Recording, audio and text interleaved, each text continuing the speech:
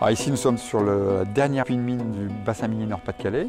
Alors, au milieu du 19e siècle, dans le bois là, qui est juste derrière, la châtelaine, en creusant un puits artésien, a retrouvé la veine de charbon. Et à partir de cette découverte, l'épopée minière dans le département du Pas-de-Calais a commencé. Et toute l'épopée minière de la région de Nord-Pas-de-Calais s'est arrêtée ici en décembre 1990. C'est parce que c'est le puits de mine, le dernier de la région de Nord-Pas-de-Calais.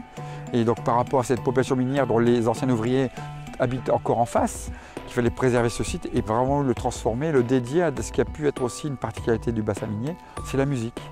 Donc le réhabiliter dans son jus d'époque. D'ailleurs, vous avez les machines dans cette salle qui vont être réhabilitées prochainement pour y accueillir une brasserie. Et puis derrière nous, vous avez les deux chevalements, donc le 9 et le 9 bis, qui ont été complètement réhabilités.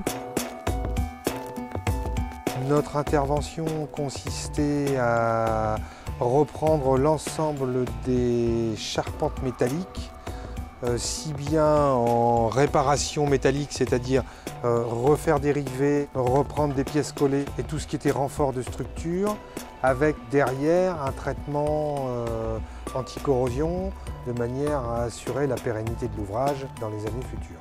Donc on a reforgé carrément les pièces de manière à pouvoir les remettre exactement à l'identique. Il a été créé sur certaines surfaces des peintures vieillies par différentes techniques de pulvérisation au pistolet.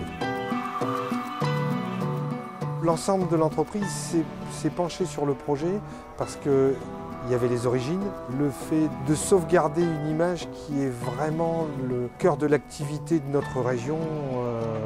Mais pour nous, c'était important de manière à ce que nos enfants, nos petits-enfants découvrent des sites qui aujourd'hui peuvent être oubliés s'ils ne sont pas sauvés par ce type d'opération. On avait besoin de notoriété, on a estimé que ce site méritait d'être présenté au concours des rubans du patrimoine, présenté par la Fédération française du bâtiment. Quand on a su qu'on était le premier pour les villes de plus de 20 000 habitants, on était très heureux parce que c'était une reconnaissance nationale et pouvoir y accrocher le logo ruban du patrimoine, c'est une vraie fierté pour ce territoire, mais c'est aussi un bel hommage que la Fédération française du bâtiment rend à la population minière qui a tellement donné au lendemain de la Seconde Guerre mondiale pour redresser l'économie française.